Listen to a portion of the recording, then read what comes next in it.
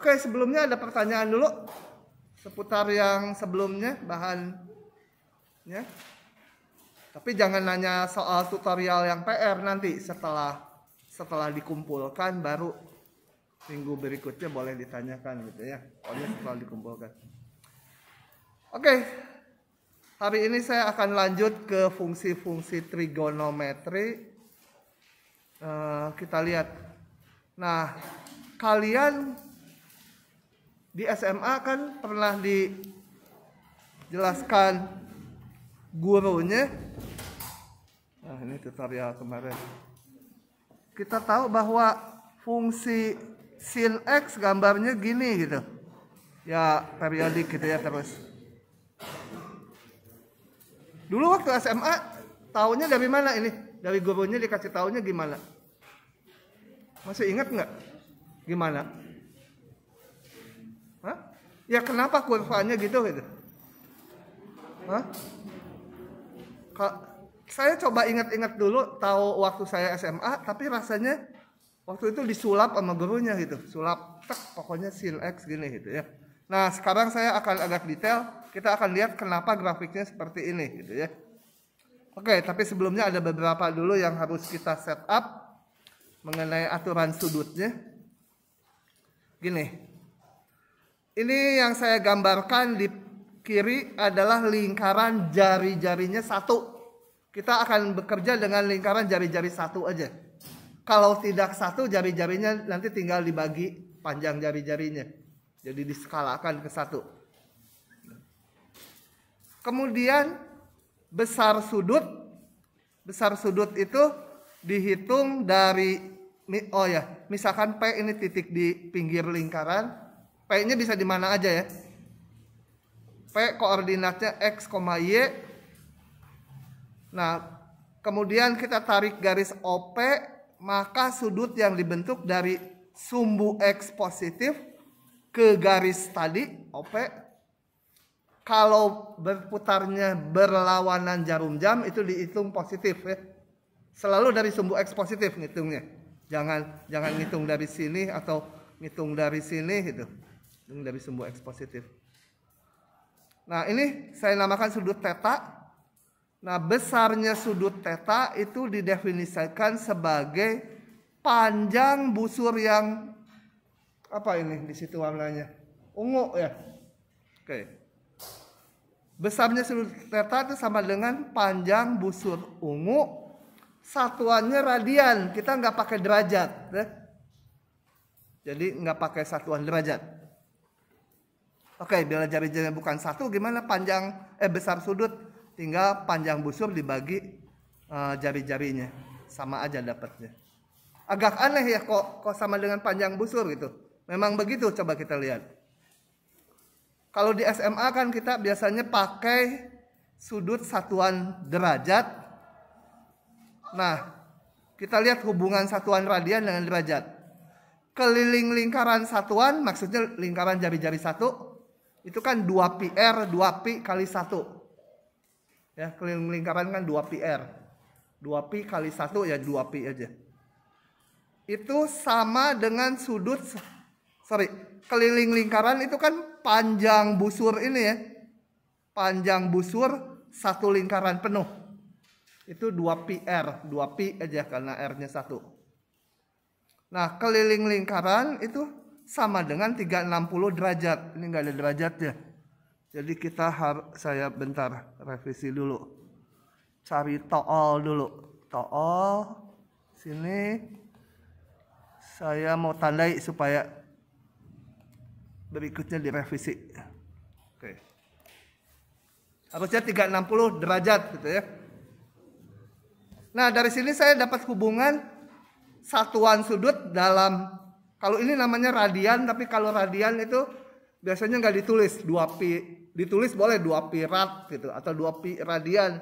Tapi biasanya 2pi aja kayak bilangan real biasa. Nah dari sini kalau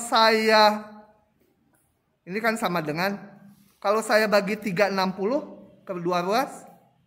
Jadi ruas kanan menjadi 1 derajat ya. Ini ada derajatnya. Dibagi 360 jadi 1 derajat. Sama dengan 2pi dibagi, ini juga dibagi 360 tentunya. Jadi 2pi bagi 360 sama dengan ini. 1 derajat ini sekian radian. Sebaliknya kalau saya pengen tahu 1 radian berapa derajat, ini saya bagi 2pi. Tentunya ruas kanan juga dibagi 2pi. Kalau ini dibagi 2pi menjadi 1 radian sama dengan 360 dibagi 2pi derajat. Atau 180 dibagi pi gitu ya. Oke. Tapi kita nanti pakainya radian. Jadi nanti kalau KBF pakai kalkulator di set satuan sudutnya radian ya. Kalau kalian nanti ada 5 sin 5 itu ngitungnya sin 5 derajat. Wah, nanti hitungannya jadi nggak akan pas gitu ya dengan solusinya. Jangan lupa mulai saat ini pakai radian meskipun di kepala kita ingatnya derajat gitu ya. Saya itu di SMA juga sama, SMA pakainya derajat. Terus ngajar di sini udah lebih dari 20 tahun pakai radian, tapi yang derajatnya nggak hilang-hilang tuh. Kenapa pakai radian sih sebenarnya? Karena kalau pakai derajat itu ada masalah. Misalkan ngitung komposisi ini nih. Sin, kalau saya, tulisan kok jelek pisan. Misalkan sin pakai satuan derajat ya. Saya komposisikan dengan cos. Ini kan kalau dihitung sama dengan cos dari sin 30 derajat itu setengah. Nah, cos setengah gimana? Kan ini bukan derajat. Kalau pakai satuan derajat jadinya ini nggak bisa dihitung cos setengah. Gitu. Karena nggak ada satuannya lagi. Jadi kita pakainya satuannya radian. Oke, tadi udah sudut positif negatif. Positif kalau dari sumbu X berlawanan jarum jam, dari sumbu X positif. Dari sumbu X positif kalau searah jarum jam dia sudutnya negatif. Ini beberapa sudut istimewa hubungan derajat dengan radian, ya. Oke, ini saya lewatnya cepat aja. Nah, dari situ saya akan memunculkan fungsi-fungsi trigonometri. Yang pertama dulu, kayak tadi ini ada lingkaran satuan, ini titik P, tarik OP, kemudian ini sudutnya theta. Ingat sudut theta itu adalah sama dengan panjang busur S ya. Jadi kalau sudutnya satu lingkaran penuh, tetanya dari sini penuh, ya ini besar sudutnya 2pi atau sama dengan keliling lingkaran ini 2pi. Kalau sudutnya satu lingkaran penuh. Oke, kita munculkan fungsi sinus dan kosinus. Fungsi sinus theta itu adalah tinggi ini udah dibagi panjang ini. Tapi panjangnya ini 1. Jadi hanya muncul Y aja di sini. Sin theta adalah kalau di SMA mungkin dijelaskan apa sisi di depan sudutnya, sisi tegak di depan sudutnya dibagi sisi miring, ya sama aja. Gitu ya. Jadi Y dibagi 1. Gitu. Sedangkan cos saya namakan G, fungsi dari theta sudutnya adalah sisi di pinggir sudutnya, sisi tegak di pinggir sudutnya dibagi sisi miring atau sama dengan X saja gitu ya. Oke. Kelambatan kayaknya ya ngomongnya ya. Hah? Kalau kelambatan enak saya bisa ngebut loh gini. Jadi kuliah kita 15 menit beres gitu. Nah, saya akan perlihatkan grafik sin. Kenapa grafiknya kayak gitu ya? Dari mana itu? Nah, kalau fungsi Y sama dengan X kuadrat sih rasanya guru saya di SMA mengajarkan pakai titik-titik gini. Kalau Y sama X kuadrat. Y sama dengan X kuadrat. Jadi ambil aja beberapa titik X. X-nya 0 di sini. X-nya 1 juga gitu ya. X-nya setengah, 1/4 gitu. Ya, kemudian beberapa titik juga yang negatifnya diplot seperti itu jadinya. Tapi yang sin gimana? Dapat gambarnya. kita lihat lewat ini.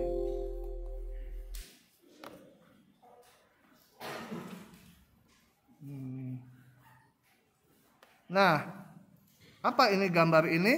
Gambar ini yang di kiri lingkaran satuan, pusatnya nggak penting, pokoknya lingkaran satuan aja ya. Kembali ini ada titik P di sini. Tulisan P-nya nggak kelihatan karena ditulis dengan warna putih. Titik P. Dan ini sudutnya, sekarang saya sudutnya di sini pakai T ya, sorry. Ini sudutnya T, besar sudut T itu sama dengan panjang busur ini. Nah, pada saat sudutnya sebesar ini, maka saya akan ngeplot nilai sin-nya. Jadi ini sudutnya kan sama dengan panjang busur ini, busur si T ini. Nah, yang biru ini, busur ini, saya gambar di sini. Jadi busurnya yang melengkung itu, besar sudutnya. Nah, dari kalian gambarnya ke sana ya. Suka terbalik. Busurnya itu seolah-olah saya bikin lurus. Yang melengkung ini saya bikin lurus, dipanjangkan. Nah, sudutnya sebesar ini sudutnya ini.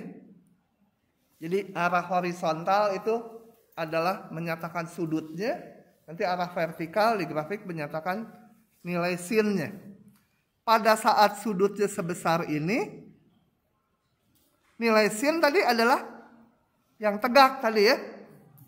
Nah, nilai sin-nya sekian tingginya. Saya bisa gerakan ini pada saat sudutnya sebesar ini, atau ini nih, sudut itu kan tadi panjang busur ini. Pada saat sudut sekian, nilai sin-nya sekian, yang merah. Jadi yang merah di sini dengan merah sini tingginya sama. Disalin. Gitu ya. Oke. Nah, saya jalankan. Coba kalau sudutnya 0. Yang merah kan tingginya 0. Jadi pada saat sudutnya 0, nilai sin-nya berapa? Ya 0 juga. Pada saat sudutnya saya perbesar, maka mulai ada nilai sin-nya. Ya tadi juga ada 0. Gitu. Ini sudut, ini nilai sin saat sudutnya sekian. Terus diplot. Paling besar waktu di atas. Ini waktu di atas sudutnya pi per 2. Ini panjang busur ini pi per 2. Nilai sin-nya paling tinggi 1. Diteruskan lagi sudutnya ke sana. Nah, sudutnya sekian atau panjang busur ini saya salin ke sini. Nilai sin-nya turun lagi, tapi masih positif. Terus, jadi sebenarnya seolah kayak ngegambar fungsi Y sama X kuadrat, titik per titik gitu ya. Didapatlah kurva ini. Terus sampai sini, yang merah 0, sin-nya 0 lagi. Ke bawah yang merah negatif. Nilai sin-nya negatif. Dan seterusnya sampai satu lingkaran. Kalau diteruskan setelah 2pi terus lagi ya akan mengulang lagi tinggi yang merah. Jadilah kita tahu bahwa fungsi sin gambarnya seperti ini. Oke, begitu? Paham ya? Tidak? Nah, yang cos sama aja yang cos. Buka yang cos. Tadi yang cos adalah nilai X-nya. Dibagi 1. Jadi nilai X-nya aja yang kita lihat. Yang cos. Nah, yang cos sama aja gambarnya. Pada saat sudutnya sekian. Ini saya salin yang biru. Diluruskan jadi sekian. Ini sama dengan panjang busur ini.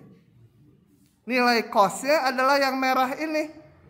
Saat sudutnya sekian, saya ini bikin yang merah ini digambar tegak. Pada saat sudutnya 0, coba kita lihat. Nah, yang merah kan paling panjang tuh. Ini pada saat sudutnya 0, nilai cosnya 1.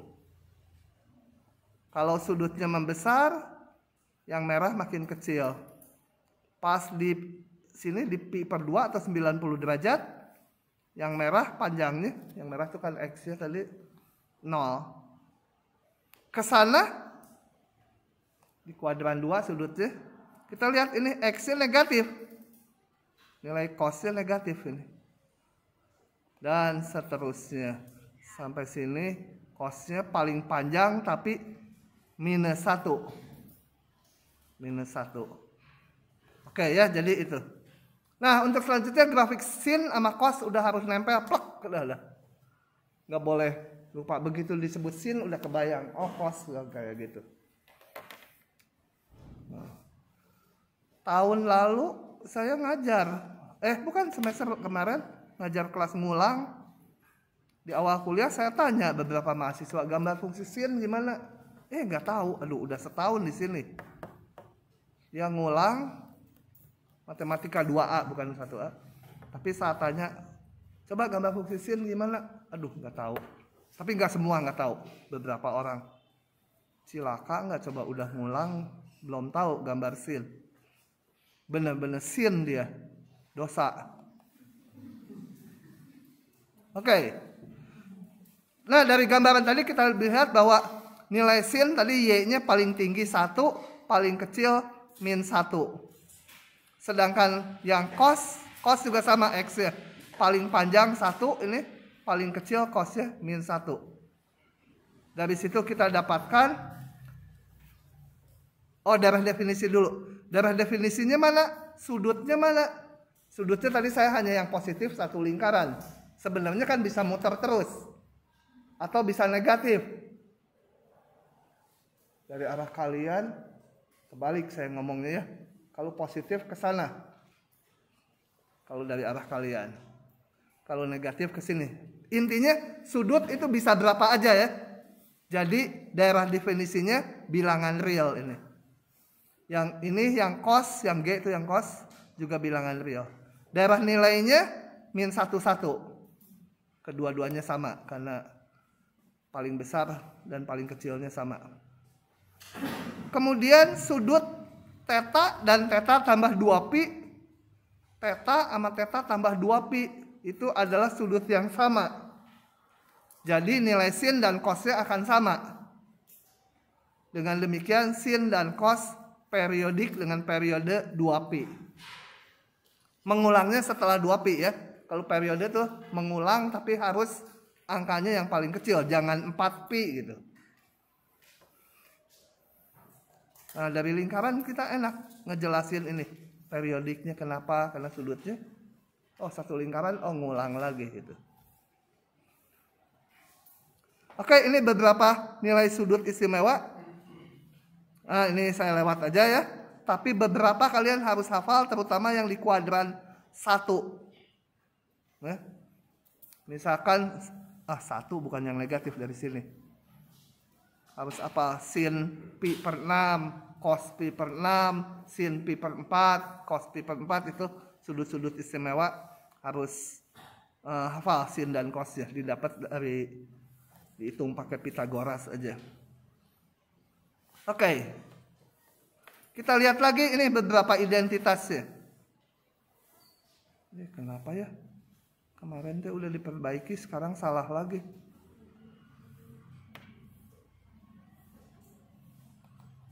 Ini dulu, saya mau tandain dulu ini. Kasih tanda di sini, ini salah. Ini harusnya minus ya. Ya, pokoknya ada salah di situ. Oke. Yang pertama, kita lihat gini. Kalau saya ini punya sudut theta, ke arah sana dihitung positif.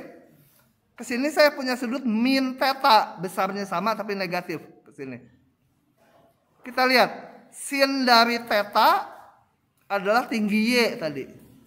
Sin dari min theta ini ya, minus Y. Kalau yang ke atas saya sebut Y, ya ini nilainya min Y. Jadi sin theta Y, sin min theta min Y.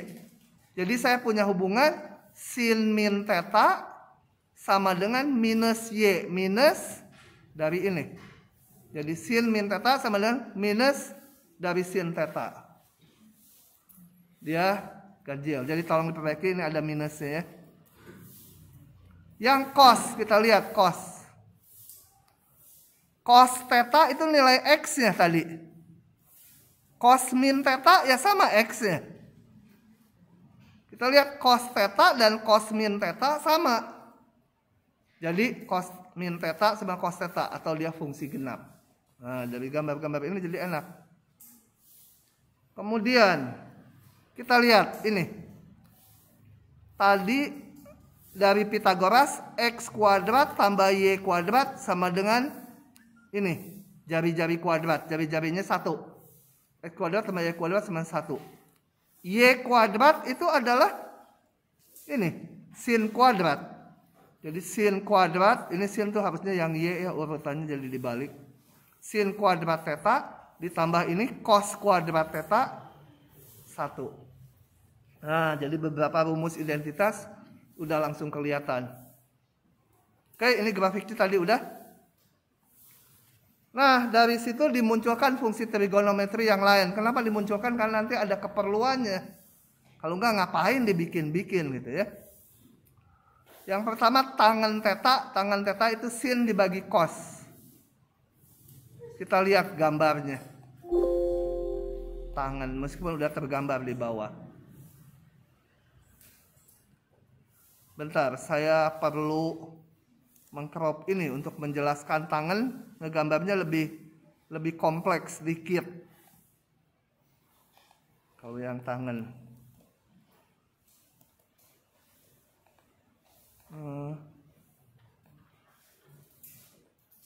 Oke. Kalau ini mana ini tuh? Hijau ah. Ini T ya, saya sudutnya T. T itu sama dengan busur yang biru ya. Bandel. Ini T itu sama dengan panjang busur yang biru. Nah, tadi tangan definisinya tangan T sama dengan sin T dibagi cos T gitu ya.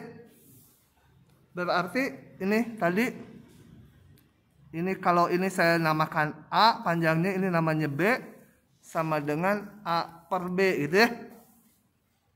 Atau Y per X boleh aja. Tapi udah biar pakai AB. Nah, saya susah ngitungnya B-nya. Angkanya nggak tahu B-nya.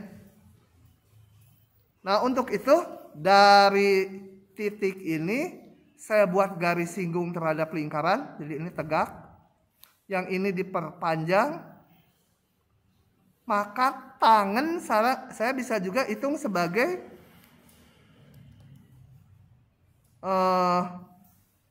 garis merah dibagi ini, betul? Yang merah dibagi ini panjangnya 1 kan? Jadi sama dengan panjang garis merah. Nah, jadi saya menghitung tangan T itu tinggal tinggi dari garis merah. Oke, baru kita lihat animasinya. Udah dibuka belum tadi? Udah. Jadi, kenapa enggak dari yang segitiga di sini? Karena pembaginya enggak 1. Kalau diperbesar gini, pembaginya jadi 1. Kita jalankan. Waktu tangan sudutnya 0, ya sin 0 bagi cos 0 ya 0. Tapi gambarnya kelihatan. Tapi kita lihat ini. Makin ke kanan gambarnya seperti ini. Tangan tuh yang merah. Sudutnya ini yang biru digambar ya. Sudutnya sekian. Nah, yang merah saya gambar. Marah gambar. Saat sudutnya sama dengan pi per 2, garisnya nggak ketemu kan ya? Betul kan tadi ini garis ini adalah dari titik O, ini P itu ya, tarik garis OP gitu kan. Yang ini garis singgung di titik ini. Kalau P-nya ada di atas, jadi OP-nya tegak. Nah, nggak ada ininya. Garis yang putus-putus sama yang merah ketemunya di surga gitu ya. Nggak kelihatan sama kita. Jadi untuk sudut T sama dengan persis pi per 2, tangennya nggak ada. Gitu ya. Kalau dilihat dari rumus ya sin dibagi cos, sinnya 1, cosnya 0. Pembagian 0 nggak ada. Tapi kalau masih miring dikit ada ya. Ini cuma nggak kegambar saya karena mungkin ini yang merah sama hitam udah ketemunya di langit ke-1 gitu. Nggak kegambar, ini ada di atas. Tapi masih ada. Nilainya masih ada yang merah. Masih ketemu sama yang hitam. Nah, tapi kalau udah tegak gini, dia udah nggak ketemu. Nilainya nggak ada.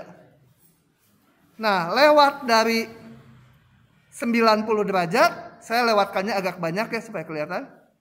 Ada lagi. Ini sudutnya sekian.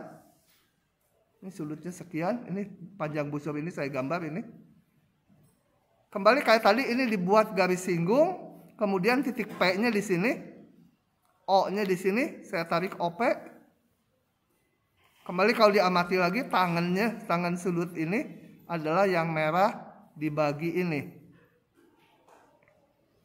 Itu ya sebenarnya tangannya itu yang ini dibagi ini.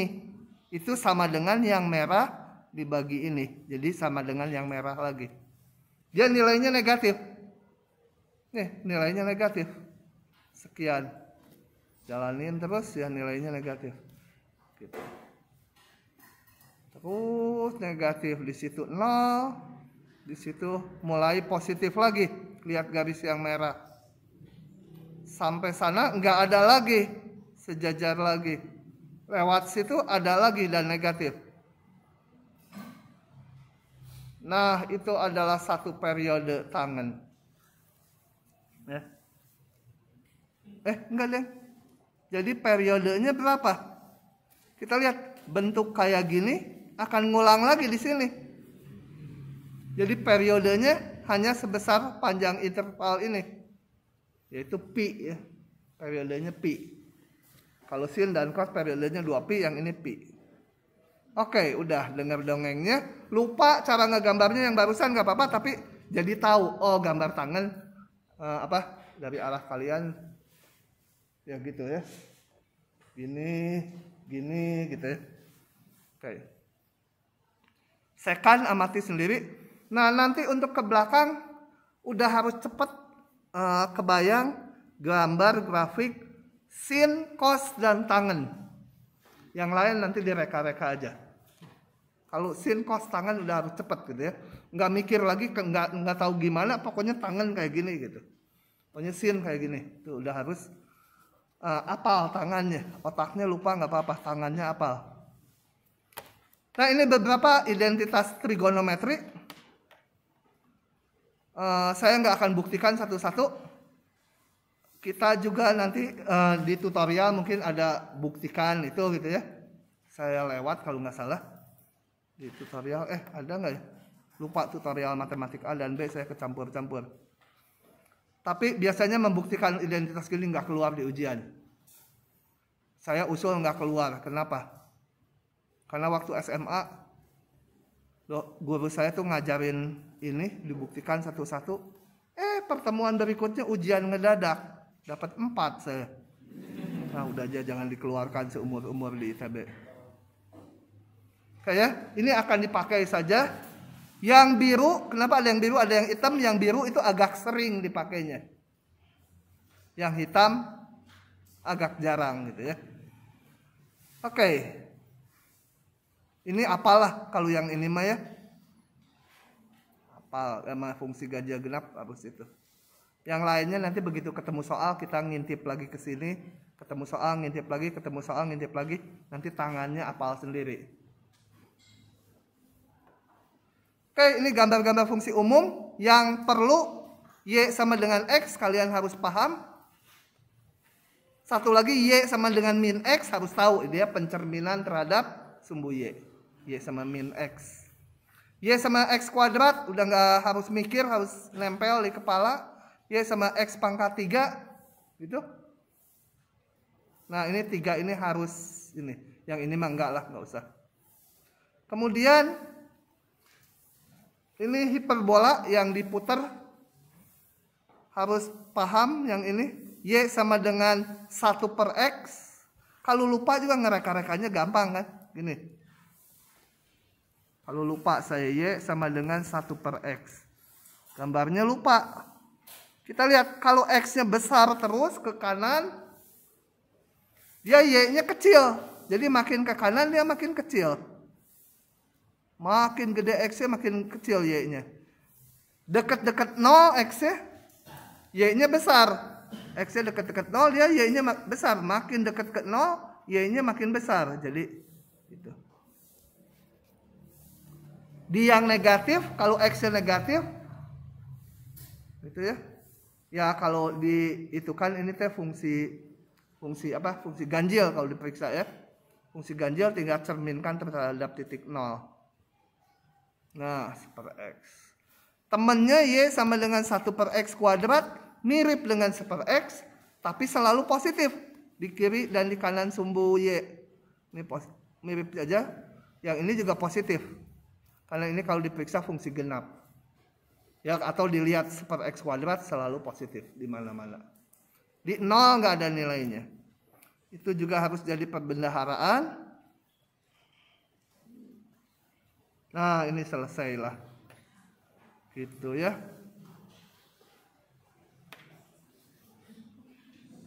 Oh ya, yang mana yang perlu? Ini, Y akar X juga harus jadi perbendaharaan. Yang lainnya nggak usah. Ya, Y akar X. Begitu. Ini ada juga nih yang larinya. Cuma nggak saya bawa filenya. Kalau dibawa mah akan saya setel dan satu orang harus ngikutin gitu. Sin X, cos X gitu ya. Saya udah joget di slide ini jadi nggak usah. Oke, sampai situ dulu. Ada pertanyaan? Ya?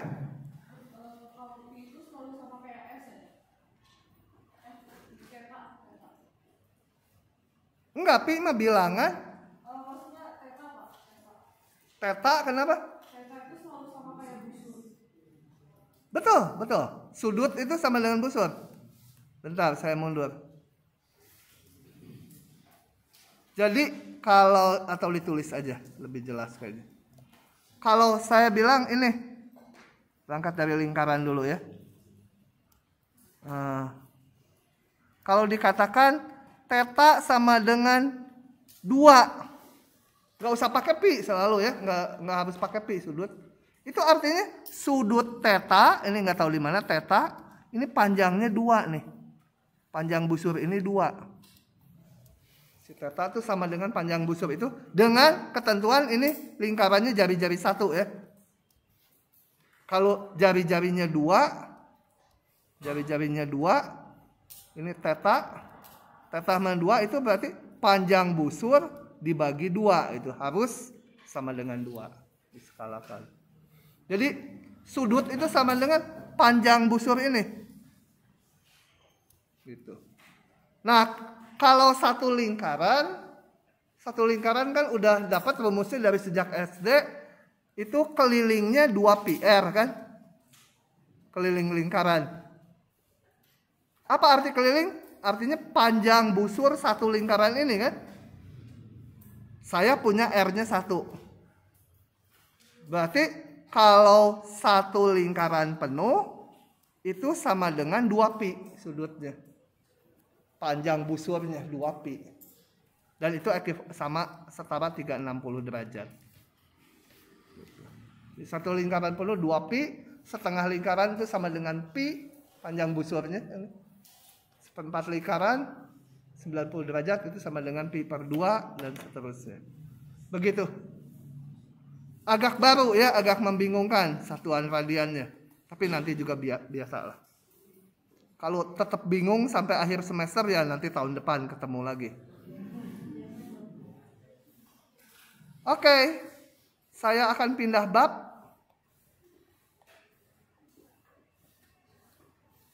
Lanjut aja. Mana ya? Pindah bab. Nah. Mana. Ini.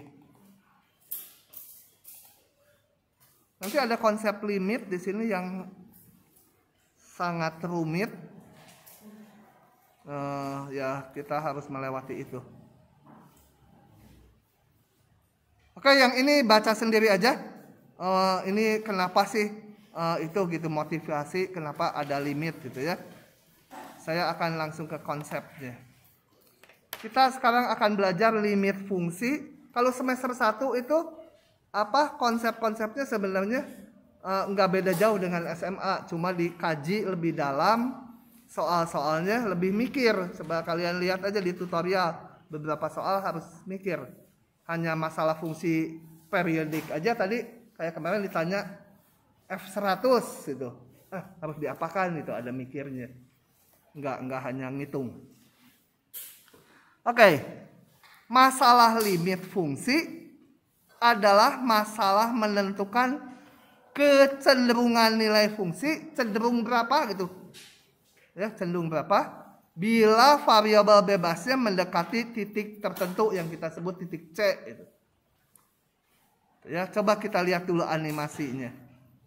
Jadi pembahasan limit ini akan secara intuitif dulu lewat gambar-gambar supaya kerasa, nanti baru rumus ya. Kalau rumusnya setengah mati susahnya. Setengah mati gitu ya. Nanti rumusnya. Betul. Salah satunya yang kemarin soal terakhir.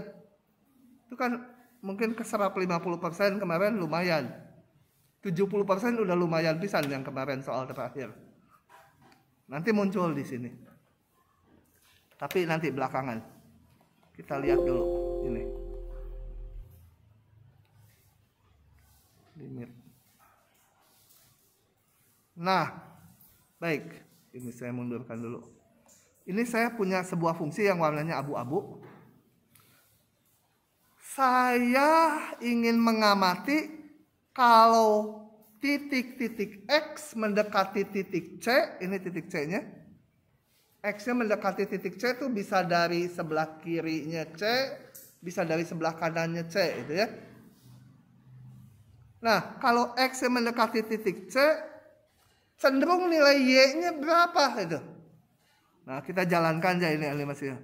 Ini digambar sama garis merah dan biru. Nih, yang merah kalau ini ada garis biru juga nih di bawah. Itu X-nya mendekati titik C. Enggak nih, ya ada nih. Ungu ya. Agak nggak kelihatan. Oh, kelihatan jelas di situ, di sini kurang. X-nya mendekati C itu dari sebelah kiri C dan dari sebelah kanan C, tapi saya tegaskan yang di grafiknya. Itu mendekati C. Cenderung Y-nya 6 gitu ya. Setinggi FC, ini tingginya 6. Jadi kalau bergerak dari kiri C dan kanan C, cenderung nilai fungsinya 6. Nah, itu dinamakan limitnya gitu ya. Ternyata limitnya sama nilai fungsinya sama aja di sini. Biarin aja. Kita lihat yang lain. Sorry, ini bisa aja C-nya saya ganti-ganti ini. Kalau mau ngamati yang ini, saya mau ngamati nilai limit di min 2 itu. Ya kayak tadi aja jalanin. Nih. Kalau X yang mendekati titik min 2, cenderung berapa nilai fungsinya? Ya setinggi nilai fungsi FC itu. Oke, sekarang kita lihat yang lain. Yang ini.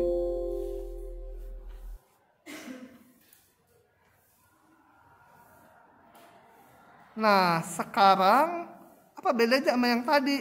Bentar. Ini C-nya mau saya tempel di sini. Kok nggak bisa ngepas ya? Ini pengen pas gimana ya?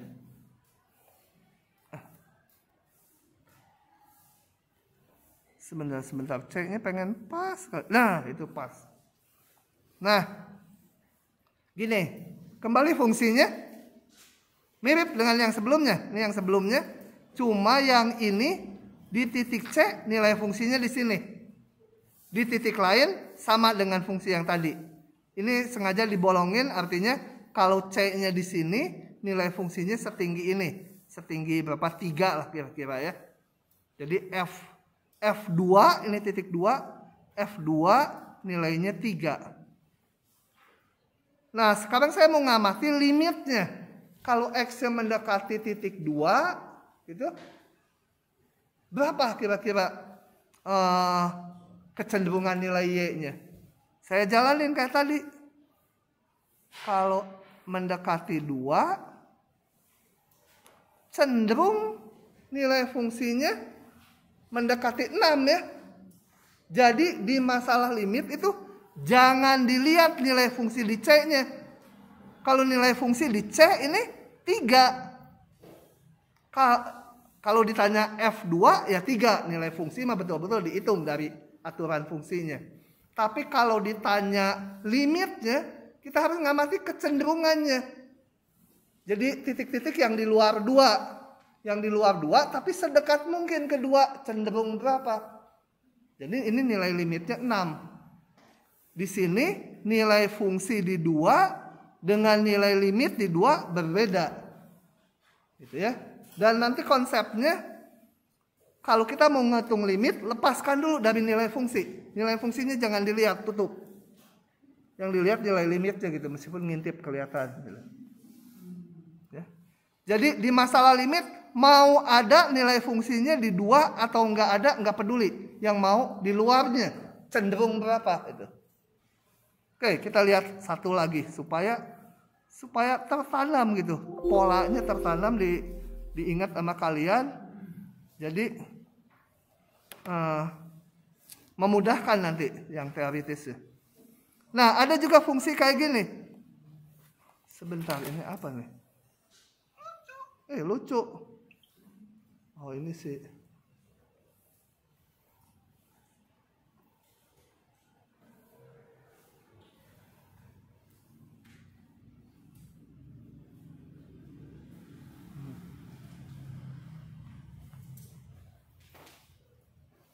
Nah, sekarang fungsinya kayak gini.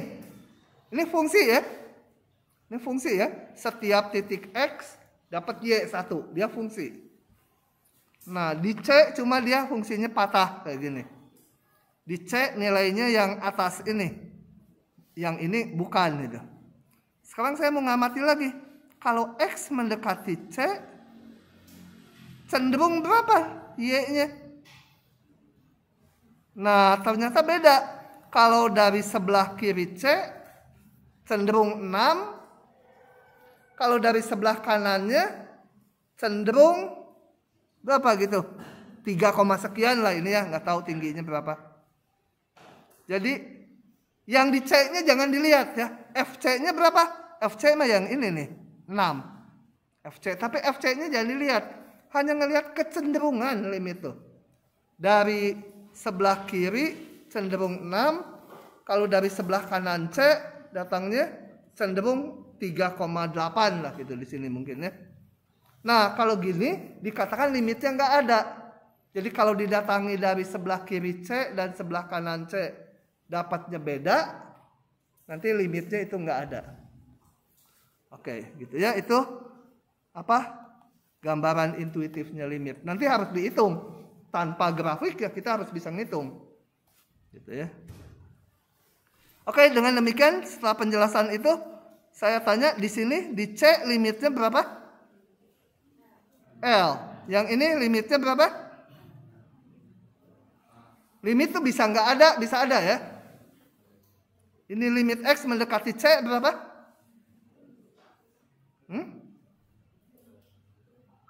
Loh, kok jadi berhenti? Kalau X yang mendekati C cenderung berapa Y-nya? L juga ya. Biarin aja nggak ada nilai fungsinya di C. Limit itu nggak perlu ada nilainya di C. Mau ada syukur, nggak ada juga syukur. Selalu bersyukur. Gitu ya. Ya apalagi orang Jawa. Kalau hilang HP-nya, aduh untung dompetnya masih ada. Itu untung terus kan.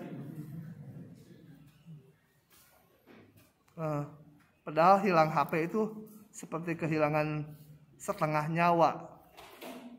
Karena semua foto-foto pacar hilang. Yang ini kita nggak ada ya, karena dari kiri cenderung setinggi M, dari kanan, kalau dari kanan tuh dari kanan C, datangnya setinggi L. Kemudian yang ini nilai limitnya nggak ada, nilai fungsinya juga nggak ada di C. Yang ini nilai limitnya di C nggak ada, tapi nilai fungsinya lumayan masih ada setinggi L. Oke, jadi udah kebayang gitu ya. Nah, saya bacakan aja.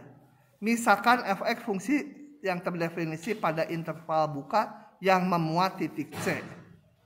Jadi harus ada fungsi dulu yang terdefinisi pada interval buka. Pada titik C sendiri boleh punya nilai, boleh enggak. Jadi fungsinya harus terdefinisi di interval, di titik C. Satu titik itu boleh terdefinisi, boleh enggak. Tapi di titik lainnya harus terdefinisi. Bila untuk semua titik X yang dekat dengan C, tadi didekati C-nya, berakibat f(x)-nya menuju satu nilai. Sebut aja L, itu tinggi Y-nya. Dikatakan limit f(x) untuk X mendekati C adalah L. Notasinya gini. Limit X untuk X mendekati C dari f(x) nilainya L. Gitu ya, kecenderungan nilai. Oke. Oh ya, ini catatannya tadi udah saya omong lisan. Jadi masalah ngitung limit sama masalah ngitung nilai fungsi dibedakan.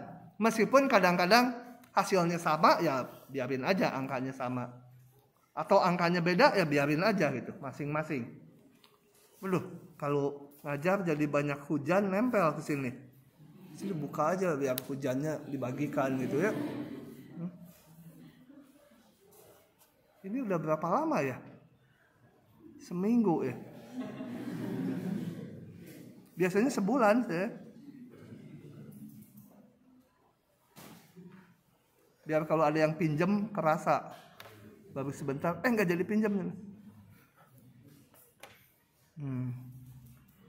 Contoh, tentukan limit ini. Kalau ngitung kalian mungkin udah bisa ngitungnya ya. Tapi nanti lihat aja soal-soalnya. Perhatikan bahwa ini kenapa dimerahin. Ini fungsi ini daerah definisinya semua bilangan real kecuali satu ya. Jadi, nah ini kenapa notasinya gini. Ini harusnya nulisnya saya gini. Bilangan real dikurangi himpunan titik satu. Sebenarnya yang baku dikurangi itu kalau himpunan notasinya gitu. Gitu ya. Ini untuk menyatakan dikurangi himpunan. Beda dengan bilangan. Kalau bilangan 3 kurangi 2 itu pakai ini. Kalau himpunan pakai ini. Tapi pakai ini juga boleh himpunan. Ini saya ringkari karena salah. Ini harusnya ditulis himpunan. Himpunan terdiri dari titik satu aja. Kurang tanda kurawalnya. Oke. Perhatikan ini kalau saya faktorkan. Boleh nggak dicoret gini? Kalau X-nya 1 nggak boleh. Kalau ini, kalau X-nya 1 kan ini 0/0. Nggak boleh 0/0 dicoret jadi 1 gitu ya. Tapi saya kasih catatan di belakang X-nya bukan 1. Nah itu baru boleh. Ya. Kalau tanpa catatan ini, ya nggak boleh, enak aja. Jadi nanti ini daerah definisinya jadi sama, jadi seluruh bilangan real dong. Kalau nggak ada catatan ini. Oke. Jadi untuk X yang tidak sama dengan 1, fungsi f(x) sama dengan ini. Ya, untuk X yang tidak sama dengan 1. Kalau nggak ada catatan tidak sama dengan 1, nggak boleh dikatakan f(x) sama dengan gx gitu. Sama dengan ini sama ini. Kalau hanya ditulis X, aturan fungsinya aja, dua fungsi ini beda karena ini daerah definisinya bilangan real, ini daerah definisinya bilangan real dikurangi titik 1. Tapi kalau ditambah dengan catatan ini di belakangnya, ini dua fungsi ini jadi sama. Ya. Oke. saya akan gambarkan. Melompat dia, nggak tahu kenapa. Nah, saya akan gambar yang pertama, yang gampangnya dulu, yang G dulu. Y sama dengan X plus 1 yang ini. Bedanya dengan yang atas, yaitu ini juga Y sama dengan X plus 1, tapi di 1 dia berlubang. Nggak ada nilainya. Ini ada bolongnya, kalau yang ini isi. Kalau yang cuma ini aja. Oke. Nah, kita lihat kalau X mendekati 1, yang F ya, yang atas, yang mau diamati yang fungsi ini. Kita lihat Fx cenderung menuju 2. Jadi kita sebut limitnya 2 gitu ya. Atau kalau diamati titik-titiknya ini, kalau ini ditabelkan, ini dari kiri 1. Yang ini yang F ya, yang mau diamati. Dari kiri 1 diamati nilainya, kita lihat kalau X-nya mendekati 1, ini makin mendekati 1, nilai Y-nya cenderung mendekati 2. Dari kanan juga sama. Jadi ini dari kanan X-nya makin mendekati nilai 1, mengecil ini terus mendekati 1. Ini nilainya mendekati 2. Dikatakan limitnya 2 gitu ya. Ini kenapa dilingkari? Karena ini kurang. Limit X mendekati 1, Fx-nya nggak diketulis. Mana Fx-nya? Ditambahkan Fx di sininya ya. Nanti saya revisi, saya upload lagi yang baru. Kalau ada salah-salah gini. Saya ngerevisinya biasanya hari Minggu. Hari Minggu pagi. Supaya apa? Supaya ada alasan kalau ditanya sama Bapak Pendeta, Warsoma kamu nggak hadir tadi kebaktian? Demi 4.000 mahasiswa ITB, saya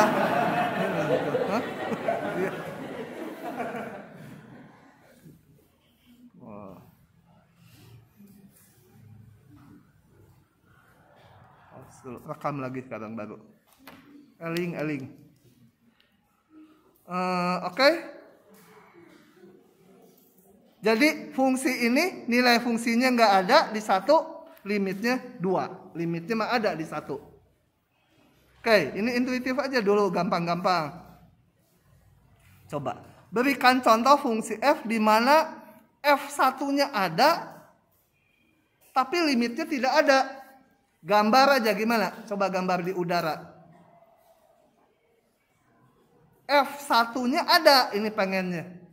Tapi limitnya nggak ada. Ya gampang. Bikin aja fungsinya. Ini kenapa keluar gini? Bentar ya. Pengen contoh fungsi yang di 1. Tadi pengennya apa? Nilai F1-nya ada ya. Tapi limitnya nggak ada. Nah, saya gambar aja gini. Di 1 limitnya nggak ada, nilai fungsinya ada. Udah aja gambar ini. Nah, di F1 kasih nilai ada kan nilainya. Limitnya supaya nggak ada, lompat aja ke sini. Nah, gambar fungsinya gitu. Limitnya kan nggak ada di 1. Nilai fungsinya ada. Jadi pokoknya nilai fungsi sama nilai limit sendiri-sendiri ngitungnya, bahwa nanti hasilnya sama atau enggak atau beda biarin aja. Tapi konsepnya ngitungnya sendiri-sendiri. Tapi nanti beberapa fungsi ada hubungan dekat. Nilai fungsi dengan nilai limitnya nanti belum muncul. Nah, coba kita amati 3 fungsi ini. Yang ke-1 ini, yang tadi. 1 lagi ini. Kalau digambar seperti ini. Ini boleh dibagi ya, boleh dicoret. Karena X-nya tidak sama dengan 1. Karena kalau X-nya sama dengan 1 pakai aturan yang ini. Kalau enggak sama dengan 1, ini bisa dicoret menjadi X plus 1 hasilnya. Jadi gambarnya sama aja, cuma di titik 1 seperti ini terdefinisinya. Yang H seperti ini terdefinisi di semua bilangan real. Yang ini juga terdefinisi di semua bilangan real.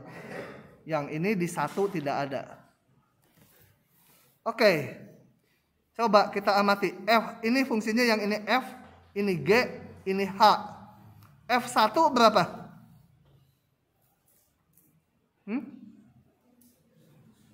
F1 berapa? Hah? F1 tuh jangan limit, cuman nilai fungsi di 1 berapa? Dari mana dapat 0? Karena ini bulat gitu? Hah?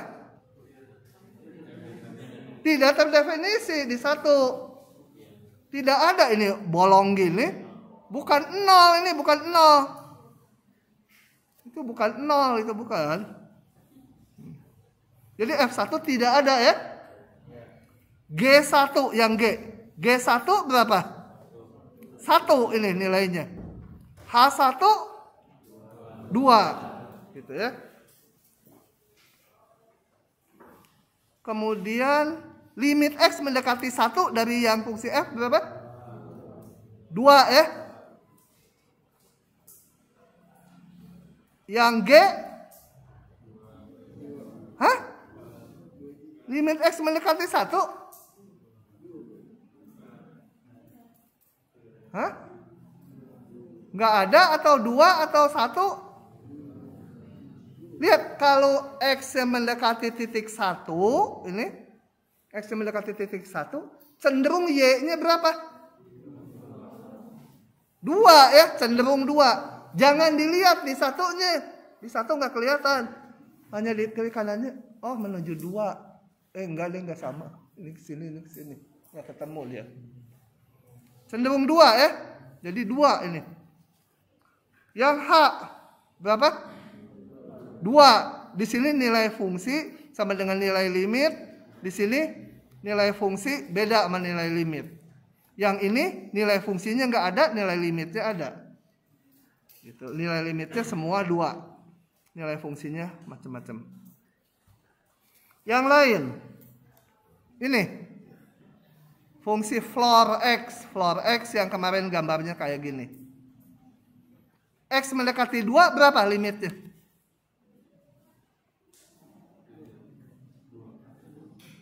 3, 2, 1, 0. Hah? Berapa ini si merah? 4. Kok 4? Ini 4 ini. Lihat, kalau X yang mendekati 2, XM, kalau X itu horizontalnya, X yang mendekati 2, cenderung Y-nya berapa? Oh, kalau salah lu dicakar ini udah panjang ini siuman kucing ya. Berapa? Kalau X, lihat di grafik ini, kalau X yang mendekati titik 2, cenderung Y-nya berapa? Jangan ngelihat nilai fungsinya ya. Di 2 nilai fungsinya jangan dilihat. Masih dilihat juga. Berapa, Neng? Iya kamu. Lihat dari kiri berapa? Kalau X mendekati 2 dari kiri, jangan ngelihat ininya. Ini aturan fungsinya pusing, lihat grafiknya. Kalau X mendekati 2 dari kiri, cenderung Y-nya berapa? Hah? Kalau dari kanan? Hah? Kamu mah nggak yakin, matanya ragu-ragu gitu. Kayak cewek yang mau dilamar sama pangeran itu, ragu-ragu.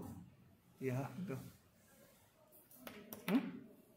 Kenapa nggak yakin ya ini anak-anaknya, atau pertanyaan saya kegampangan? Jadi saya kalau nggak yakin, kalau nggak yakin kalian ngerti atau enggak, ya saya anggap nggak ngerti aja.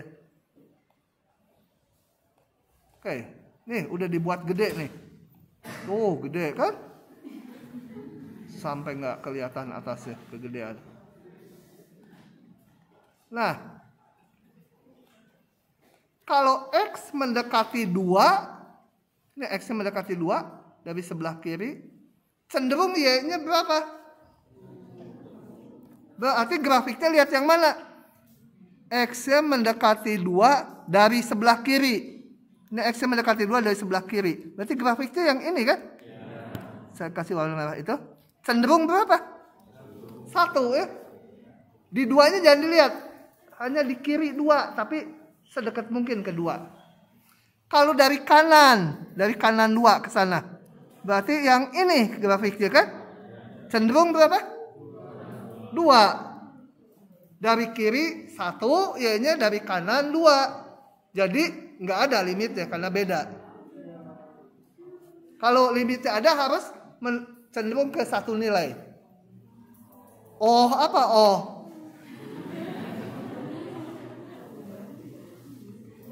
Ini sin 1/x. Sin 1/x itu grafiknya gitu. Kalau mendekati 0, terus aja turun naik. Nggak pernah jadi tak gitu di 0, enggak. Terus aja turun naik gitu. Ini kalau dilihat pakai mikroskop elektron, ya gambarnya gitu terus. Osilasi terus. Jadi kalau X mendekati 0, cenderung berapa dia? Hah? Enggak, ini turun naik terus. Jangan dilihat di 0-nya. Di 0-nya jangan dilihat. Hanya di luarnya, tapi semakin dekat ke 0. Enggak ada, karena dia osilasi terus. Enggak menuju satu nilai. Ya, ini tidak ada. Gitu. Yang ini sin X/x. Grafiknya udah diberikan. Jangan ngitung dari sini. Di 0 nilai fungsinya nggak ada. Tapi nilai fungsi kembali jangan dilihat nilai fungsinya. Tapi mahasiswa mah ada bandel. Jangan dilihat malah diingat. Ya, saya kalau bilang persaksamaan nggak boleh dikali silang sembarangan. Karena kan tandanya nggak tahu positif atau negatif. Malah di ujian dikali silang gitu. Pokoknya yang dibilang jangan dilakukan. Oke, sin X/x. Dari grafiknya kita lihat kalau X mendekati 0, 1 ya. Dari kiri cenderung tingginya 1. Dari kanan 0 juga 1. Gitu ya. Oke. Yang ini mirip sama yang di atas tapi ada kali X. Dia grafiknya osilasi juga tapi osilasinya makin lama makin rendah. Makin rendah. Nah, ini limit X ini nanti 0 gitu ya. Kalau nanti kita pakai hitungan. Sekarang pakai intuisi dulu jadi pakai gambar-gambar. Ini 0. Nah, saya pernah nerangin GeoGebra enggak ya? Belum ya?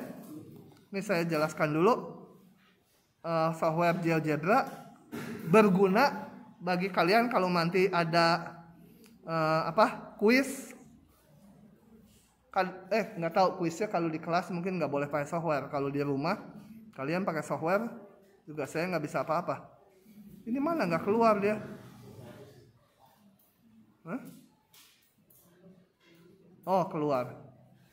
GeoGebra ini program ringan, artinya kecil, cukup kecil, tapi bermanfaat. Misalkan ngitung turunan, plek diantar biasanya untuk nguji kunci jawaban enak, diturunin keluar gitu ya. Kamu kenapa kepalanya berat gitu? Hah? Lihat mana? Hah? Oke. Nah, GeoGebra itu kalau menggambar fungsi aja saya nggak akan jelaskan lengkap ya. Saya pelatihan di Padang aja 2 hari mungkin hanya 10% dari ini. Oke. Ngegambar fungsi di GeoGebra enak, tinggal masukkan aja. Misalkan saya mau gambar tadi sin X/x. Ya tinggal tulis aja sin X. Sin. Salah ngetik. Sin kurung X. Kebelakangkan bagi /X. Kegambar sama dia tuh. Grafik sin X/x kayak gini. Kita lihat tadi limitnya. Di 0 sama dengan 1. Gitu ya. Kalau mau ngabah fungsi sebagian gitu dari hanya digambar dari -1, X-nya lebih kecil sama dengan X-nya lebih kecil sama dengan 5 itu. Nah, dia hanya ngegambar sepotong dari situ ke situ. Gitu ya. Nah, begitu. Kemudian, nah ini ya udah potong dulu aja penggambar fungsi di GeoGebra, hanya gitu aja. Mau dikasih nama boleh, fungsinya GX misalkan sama dengan tangan X. Tuh, nah dia kegambar. Kalau mau diedit, misalnya, ini warnanya mau diganti di sini, ada setting, tinggal ganti color gitu ya. Jadi biru itu, klik aja jadi biru dia. Ketebalannya bisa diatur-atur. Kemudian opacity ini transparansinya itu kalau gambar mungkin ngegambar bidang, di belakangnya ada bidang lagi supaya transparan, bisa diatur ininya. Ya, lah macam-macam. Nanti akan saya pakai terutama di semester 2 kalau ngegambar permukaan ruang. Saya kalau ngegambar permukaan ruang itu setengah mati, jadi perlu pakai ini. Dia bisa menggambar 3 dimensi. Kalian mau ngitung turunan fungsi? Gampang, tinggal G aksen X gitu. Keluar turunannya. Kok nggak bisa? Kenapa ya? G atau harusnya bisa aksen. Kenapa G aksen nggak keluar? Oh ya, ini keluar. Turunannya. Gitu ya. Bisa juga ditulis derivatif dari GX gitu ya. Oh, terhadap variabel X. Nggak keluar, bodoh ah. Bisa kok derivatif. Kalau lupa ya tulis potong. Derivatif, tuh dia keluar ini menunya. Derivatif function. Functionnya GX. Nah, ini keluar. Ya, turunan dari tangan nanti secant kuadrat. Secant kuadrat itu sama dengan ini juga. Gitu. Integral apa? Pertaksamaan. Bisa nih. Mutlak. Coba saya contohkan. Mutlak X ditambah 2 itu lebih kecil dari apa? 5 ditambah X pangkat 2. Dia selalu nggak gambar grafiknya, antepin aja. Sorry. Solve ya. Solve. Nah, dia udah ngasih nama, ini muncul sendiri namanya A. Jadi saya tinggal solve A aja. Masa X sama X jawabannya? Sudah. Solve itu formatnya saya lupa. Solve. Klik dulu ke sini, solve equationnya betul. Kok nggak bisa ya? Solve coba yang lain. X pangkat 2 lebih kecil dari, misalkan harga mutlak X ditambah 3. Enter. Ini keluar solusinya. Yang tadi mungkin saya salah ngetik apa, atau harus langsung, atau pokoknya bisa. Tuh, ini solusinya X-nya di antara ini gitu. Ya, begitulah, dicoba-coba sendiri ya. Kemudian kalau ini grafik terlalu banyak, gak mau dimunculkan, tinggal klik ke sini nih. Berarti diumpetin grafiknya. Gitu ya. Kalau mau dimunculkan, klik lagi. Dan lain-lain. Ngelabelin gitu, tinggal di setting sini. Setting basic, mau dikasih labelnya apa? Kasih caption apa? Contoh gitu. Klik, ini jadi tulisannya contoh. Dan lain-lain. Oke, ini software ringan, gratis, legal. Tinggal cari aja di Google, tulis GeoGebra itu. Ada yang online bisa langsung dipakai di sana, ada juga yang offline-nya download dulu, kemudian diinstal. Saya nggak suka yang online itu, nanti ngabisin kuota internet. Gitu ya. Oke, lanjut lagi. Nah, ada pengertian limit sepihak. Saya lihatkan di sini dulu. Limit sepihak. Lama ya, biasa. Hapus dulu ini. Yang tadi. Nah, limit sepihak itu kalau kita mau melihat kecenderungan nilai fungsi dari kiri saja atau dari kanan saja. Gitu ya. Contohnya ini kita lihat ini. Saya mau mengamati nilai fungsi dari sebelah kanan titik 2 aja. Dari titik 2 aja. Ini hanya yang biru yang jalan tuh. Cenderung ini namanya limit kanan. Limit kanan untuk X mendekati 2, ya ini 6 gitu ya. Kalau ini yang limit kiri. Jadi ngelihat mendekatinya hanya dari kiri aja. Oke, itu namanya limit sepihak. Ada lagi limit sepihak, contohnya ada satu lagi. Aduh, ngantuk ya? Paguyur dulu nanti kalau ngantuk. Limit sepihak. Nah, ini contohnya. Tadi limitnya di 2 kan nggak ada ya. Dari kiri dan dari kanan beda. Tuh. Ngantuk nggak ini teh? Aduh, belum punya semprotan ya. Biar nyemprot kebun gitu, enakan dari sini. Iya kan, kebun kalau disemprot jadi segar, nanti jadi kalian segar, semangat. Nanti matematik A dapat A semua. Tapi kimia dan fisika dapat E semua.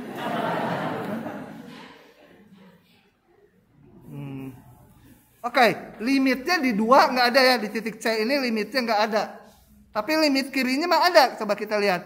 Ini kalau dari kiri aja cenderung 6.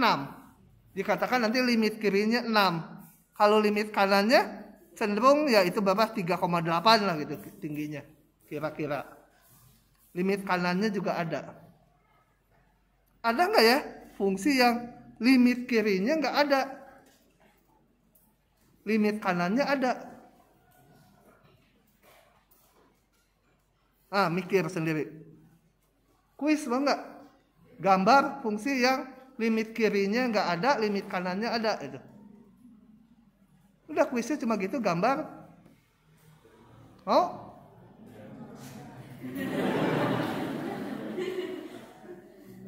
Soal gampang gitu. Limit kirinya nggak ada. Saya kasih. Limit kirinya nggak ada.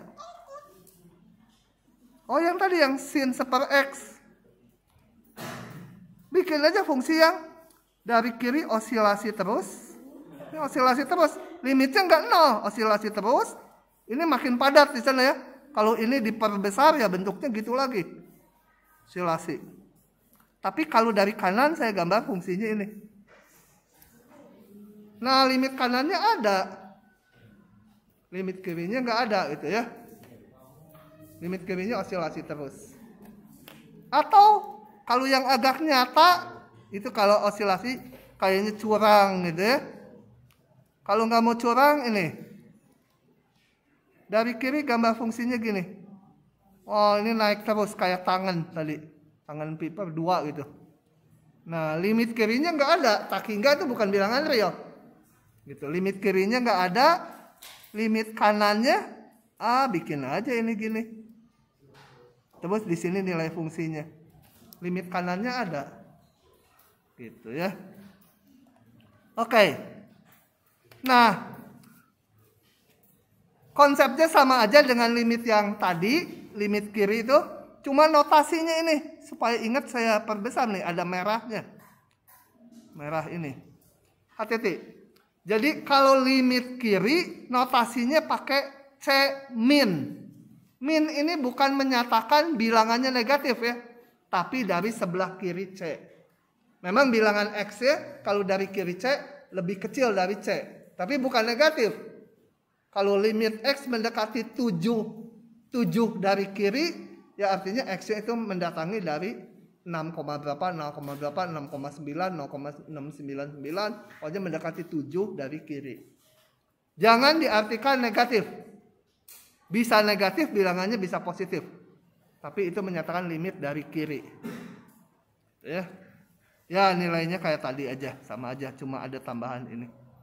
Satu lagi ada limit kanan. Limit kanan notasinya ini, C+.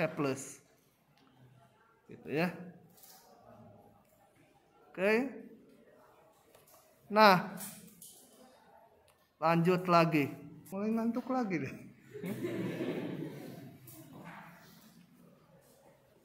Oke. Itu yang belakang sekarang ngantuk. Kamu enggak? Yang itu? Enggak. Oke, ini F2 berapa? Limit X mendekati 2 dari kiri? Dari kanan? Nah, udah lancar sekarang. Lumayan.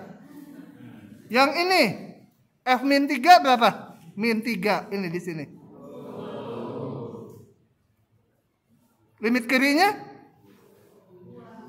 2, ini tingginya 2 ya. Limit kanannya 2. Jadi limitnya di min 3, kita lihat juga 2 ya. Dari kiri kanan sama, jadi limitnya itu. Kalau yang ini tadi limitnya nggak ada, karena dari kiri dan kanan beda. Yang ini, F1, 1. Limit kirinya di 1. Hah? Dari kiri 1. Cenderung berapa?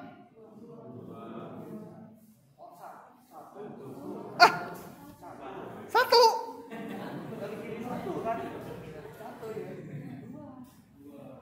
Berapa?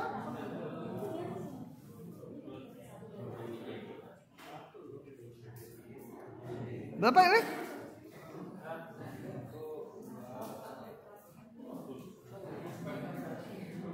Dua. Satu. Yang mana? Tuh. Nggak cocok nadanya. Berapa? Lihat, dari kiri 1, datangnya dari kirinya. Cenderung berapa tingginya? 1. Kok tiba-tiba 2? Saya sampai kaget tadi. Hampir saya mati tadi waktu bilang 2 kalian. Dari kanan, ini bukan 13, 1. Sorry, bukan 13. Saya harus revisi dulu, bentar. Ambil tool lagi. Kali ini saya tanda, ini maksudnya dari 1. Kanan berapa? Hah? Tidak ada, karena osilasi gitu terus ya. Itu maksudnya gambarnya osilasi. Kalau dari gambar mungkin nggak jelas. Oke. Lanjut lagi. Nah, dari sini kita lihat bahwa nilai limit itu ada kalau limit kiri dan limit kanannya juga ada dan sama. Jadi kadang-kadang kita perlu ngitung limit tapi susah. Tapi pakai limit kiri sama limit kanan nanti jadi gampang. Nah, nanti diperlukan itu ya. Kalau limit kiri dan limit kanan sama, ya dia sama dengan nilai limitnya. Kalau beda, limitnya nggak ada. Oke. Nah, ini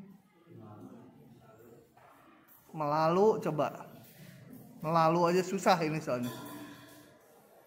Oke, saya akan perlihatkan ini dulu, pemahaman ini, 2 notasi ini harus dipahami dengan cepat gitu. Coba kita lihat. Ini nih, penulisan notasi ini. Kenapa susah saat ganti warna? X kurang 3 kecil dari 1 gitu ya. Nah, ini kalau saya buka mutlaknya menjadi min 1 X kurang 3 kecil 1 gitu kan? Saya mau cari solusinya, X-nya ini mah langsung aja ke semua ruas tambah 3. Boleh gitu juga ya. Nggak harus satu-satu persaksamaannya diselesaikan, nanti diiris. Kalau sederhana gini, tambah 3 aja semua ruas. Jadi berapa itu? Hah? Gitu ya. Nah, kalau saya gambar di garis bilangan real, berarti itu dari 2 sampai 4. Ujungnya nggak masuk ya. Ujungnya nggak masuk, kasih gitu atau kasih bolongan. Kurang siku kayak interval. Gitu? Paham nggak?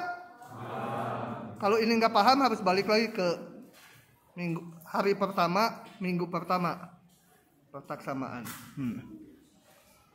Oke. Nah, sebentar ini tengah-tengahnya 3 ya.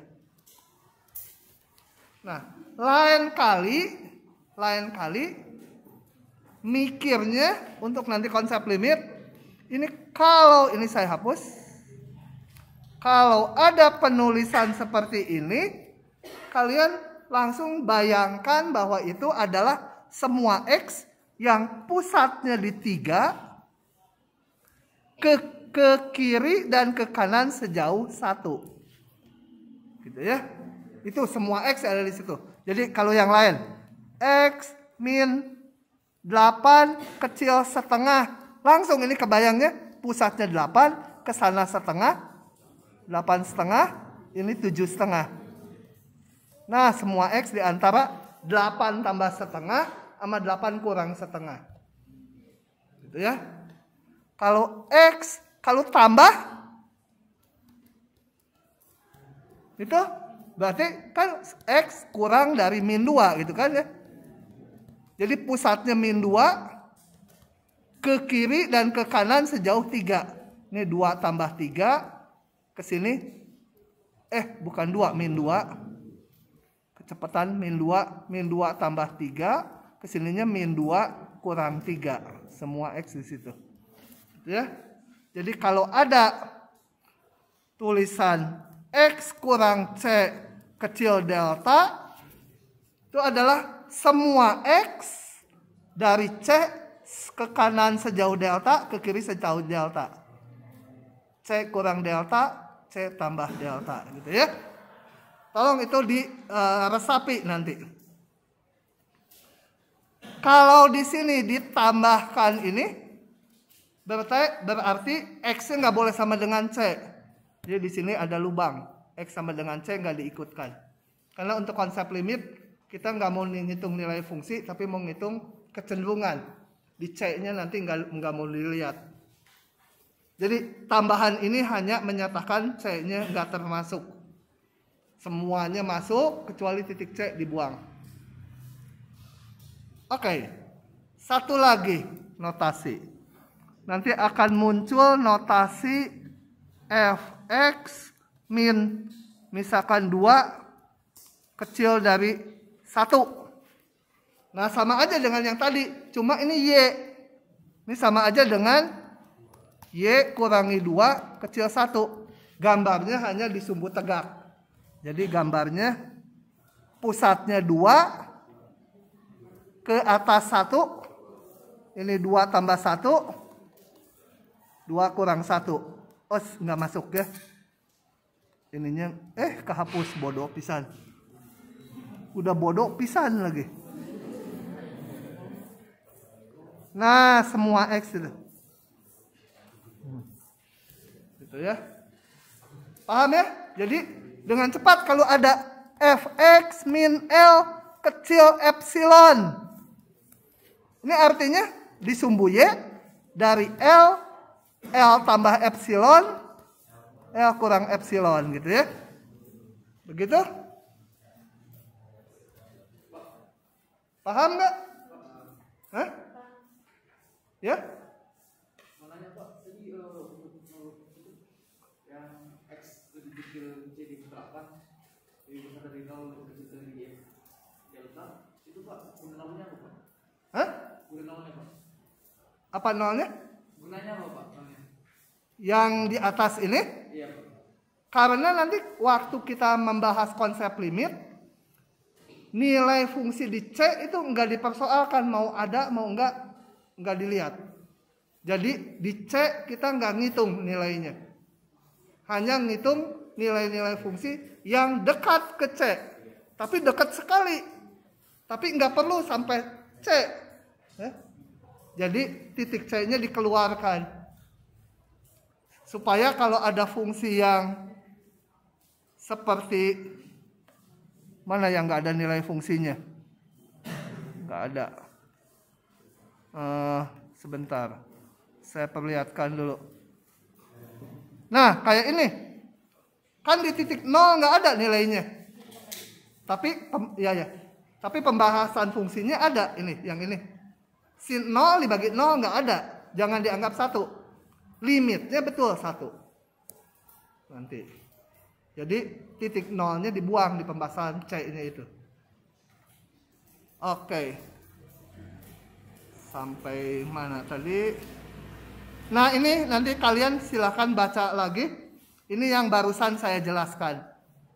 Jadi kalau X min C kecil delta, artinya interval pusatnya di C, ke kanan ditambah delta, ke kiri C-nya dikurangi delta.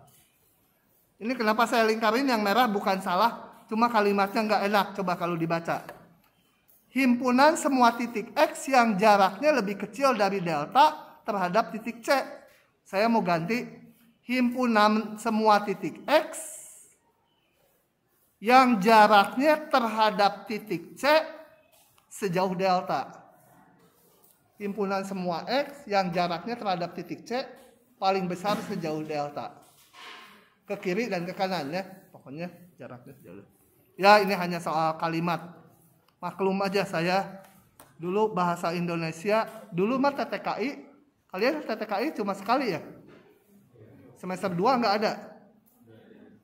Kalau dulu namanya bahasa Indonesia 1 dan 2 semester. Bahasa Indonesia 1 tuh membahas tentang ejaan ini apalah pokoknya ejaan yang disempurnakan, pokoknya aturan-aturannya. Huruf B kalau diikuti nama tempat di situ itu harus dipisah atau enggak, itu semester 1. Pusing saya, dapet C. Dosennya Pak Amas, rasanya masih ngajar sekarang. Sebelum pandemi dia masih ngajar, sekarang nggak tahu. Nah, semester 2 yang dulu tuh bikin makalah, tugas utamanya. Bobotnya gede sekali bikin makalah. Karena saya itu bodoh bahasa Indonesianya, jadi bikin makalah tuh kelompok 2 orang, saya cari aja. Semester 1 si itu dapat A, ajakin cepet-cepet, yuk kelompok sama saya aja. Mau dia. Tapi pas bikin karangan ilmiahnya itu, terus saya bilang, saya tugasnya ngapain? Kata dia, udah saya aja yang bikin, nanti nilai saya turun lagi katanya. Ya udah, betulan.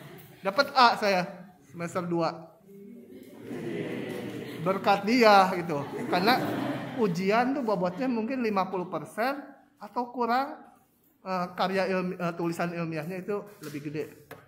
Bagus, dia mah ada jagoan. Kerekam lagi sialan.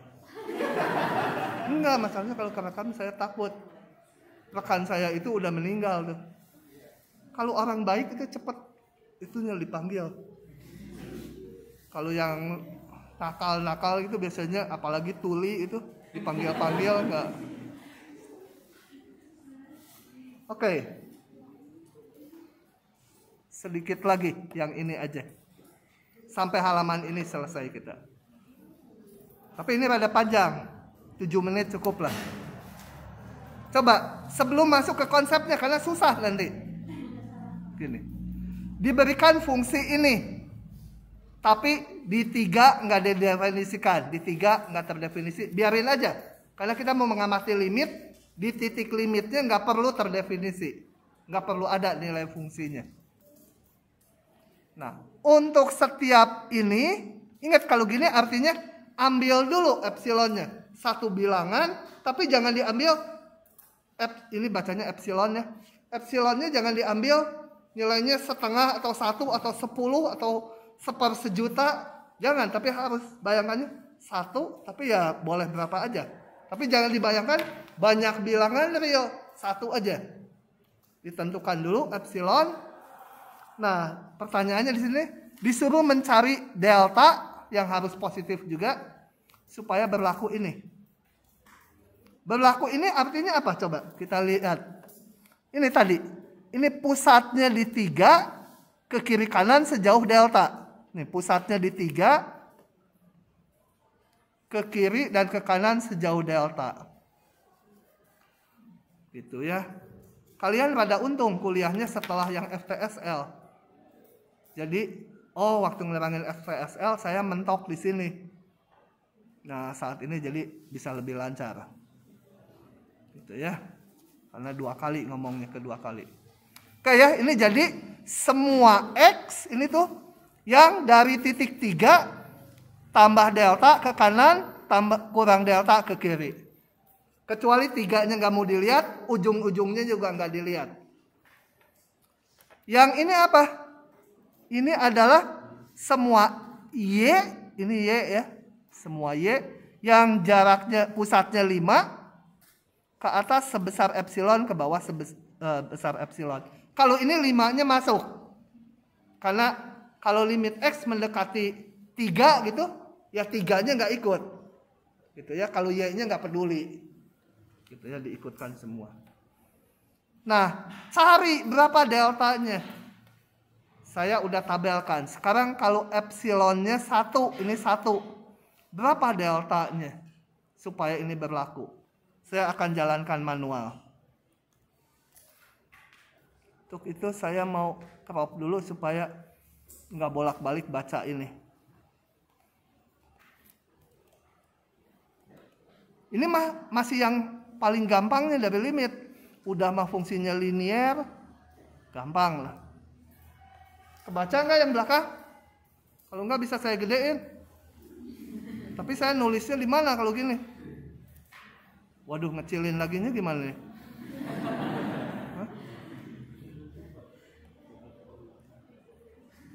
Gepeng.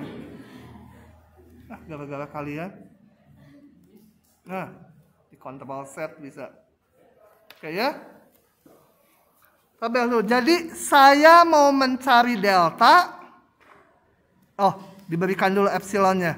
Untuk epsilon 1. Nanti mah nggak pakai angka. Epsilonnya berapa aja.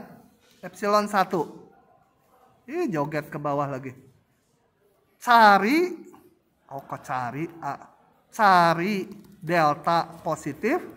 Sehingga berlaku X min 3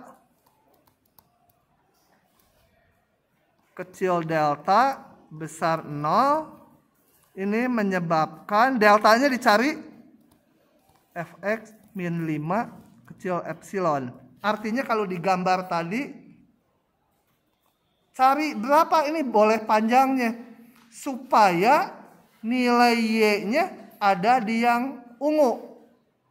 Gitu ya, kalau saya ambil deltanya kegedean sampai sini, nanti nilai fungsinya di sini, nggak masuk yang ungu. Ini supaya berapa interval di sini? Supaya ini masuk ke yang ungu. Gitu. Boleh berapa banyak? Ini epsilonnya udah ditentukan duluan. 1. Jadi ini 6, ini 4. 4 sampai 6 intervalnya. Nah, interval X-nya boleh berapa? Gitu. Kita mau nyari itu. Ya, kita hitung. Kalau yang seperti ini, kan yang belum diketahui yang kiri. Jangan berangkat dari sini, berangkat dari sini. Kita ubah-ubah bentuk ini supaya muncul ini. Coba saya jalankan. Fx min 5 pengennya kecil. 1 ya. Gitu. Saya melangkah supaya muncul faktor ini. Gimana? Ya ini X, ini Y. Hubungkan. Fungsinya kan diberikan. Ini Y sama dengan ini. Jadi ini ekivalen dengan 2X min 1 min 5 kecil 1. Sederhanakan dulu. 2X min 6 kecil 1. Sederhanakan lagi. Tinggal dibagi 2 jadi ini kan. Untung deh bagi 2 aja. Berapa? Setengah ya gitu. Nah, kita lihat dari hubungan ini saya bisa nyimpulkan bahwa kalau X min 3 kecil setengah berlakulah fx min 5 kecil 1. Kenapa ini panahnya cuma dipakai 1? Karena yang diinginkan di soalnya cukup satu arah. Sebenarnya ini berlaku bolak-balik. Ya saya pakai yang satu arah aja sesuai permintaan soal. Tapi ini berlaku. Tambahkan ini, titik 3-nya jangan dimasukkan. Itu hanya membuang titik 3 karena kita mengamati limit. Jadi deltanya berapa? Ya setengah. Beres. Kasih nilai pakai warna merah. 10 gitu ya. Kalau sekarang saya ambil deltanya 1/10 boleh nggak? Kalau saya ambil delta sama dengan 1/10, kan ini masih benar juga. Ini kan pasti kalau kecil 1/10 pasti termasuk di sini kan?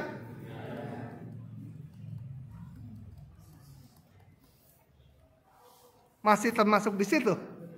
Kalau termasuk di situ ya berlaku panah ke sana. Jadi kalau udah ketemu satu delta, pilih yang lebih kecil berapapun boleh. Tapi harus positif ya deltanya. Semua delta yang lebih kecil dari 2 berlaku. Tapi kalau diminta gini kalian cukup 1 aja kasih nilainya ya. Dan di ujian nggak boleh nebak. Di ujian nggak boleh nebak. Harus ada alasannya ini. Kecuali PG atau isian. Gitu ya. Kalau nanti esai, ujian, UAS sama UTS yang dinilai kayak giniannya. Kalau ternyata di bawah terbalik nyimpulinnya, padahal dia udah benar, ya mungkin masih nilai 80 atau 90. Ya, jadi lebih dinilai langkah-langkahnya.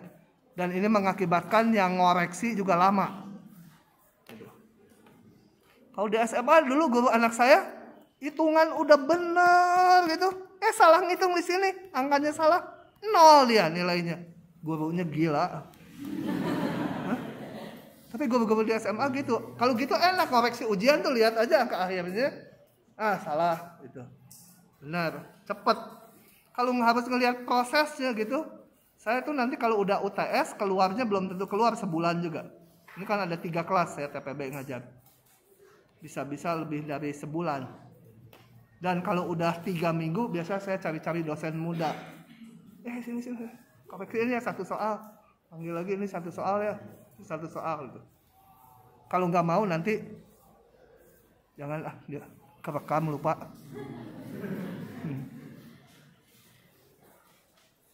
Oke, begitu. Jadi saya pakai delta yang paling gede ya, tadi setengah. Deltanya ini setengah ya. Paham ya? Kalau diklik ada juga langkahnya, kalian bisa lihat langkah-langkahnya kalau diklik. Sebentar, 2 menit lagi aja. Aduh, agak terlambat hari ini. Tanggung. Ini langkah-langkahnya sama aja dengan yang tadi, tapi lebih enak yang saya ini. Ini kelihatan pakai PowerPoint. PowerPoint itu jelek. Tutup aja. Sekarang kalau epsilonnya 0,1. Jadi saya pengen ini lebih pendek. 5 tambah 0,1, 5 kurang 0,1. Berapa di sini yang diizinkan deltanya? Kita lihat aja yang tadi langkah-langkahnya. Sekarang kalau saya ganti ini pengennya 0,1 ganti warna 0,1. Berarti ini 0,1